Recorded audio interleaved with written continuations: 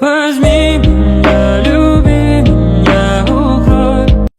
harus menjawab ini walaupun sering sekali saya jawab. Yang pertama, di dalam secara KBBI kata wujud artinya adalah segala sesuatu yang nampak, berbentuk, dan mengambil rupa. Tapi di dalam perspektif Islam, wujud artinya adalah ada atau eksis.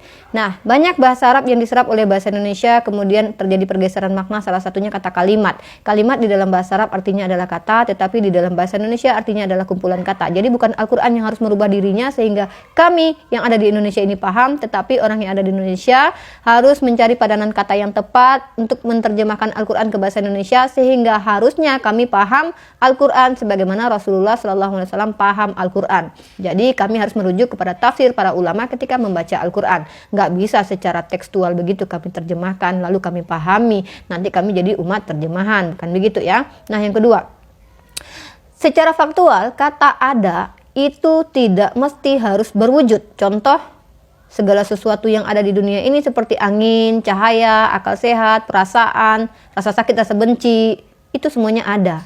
Tetapi apakah mereka berwujud? Tentu tidak. Itu baru bicara tentang ciptaan Allah loh ya. Nah, kemudian Allah sudah memperkenalkan dirinya kepada kami umat Islam sebagai Tuhan yang laisa kamitslihi syai'un, artinya dia tidak setara, tidak serupa dengan apapun. Lalu kalau dia mengambil rupa dan akhirnya kami bisa identifikasi itu seperti sesuatu yang kami kenal, maka artinya dia sudah mengingkari kodratnya atau dia telah berdusta tentang dirinya. Dan lagi pula, bisa nggak Allah itu memperlihatkan dirinya kepada manusia? Ya bisa, tapi masalahnya dia juga mensifati dirinya bahwa dia adalah Tuhan yang maha berkehendak. Jadi pertanyaannya, dia mau nggak memperlihatkan dirinya kepada manusia? Yang kedua, atau yang selanjutnya pertanyaannya adalah, apakah kita mampu melihat Allah?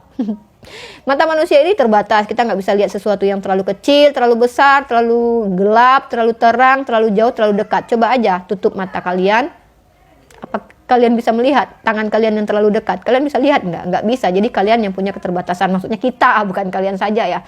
Kita memiliki keterbatasan sebagai manusia. Jadi bukan Allah yang memiliki keterbatasan sehingga kita katakan Allah tidak mampu memperlihatkan dirinya kepada kita. Hei, kitanya yang tidak mampu melihat Allah. Ini terjadi kepada Nabi Musa alaihissalam yang berusaha ingin melihat Allah, tapi belum Allah lihatkan wujudnya aja, gunung-gunung sudah hancur, apalagi matanya Nabi Musa alaihissalam.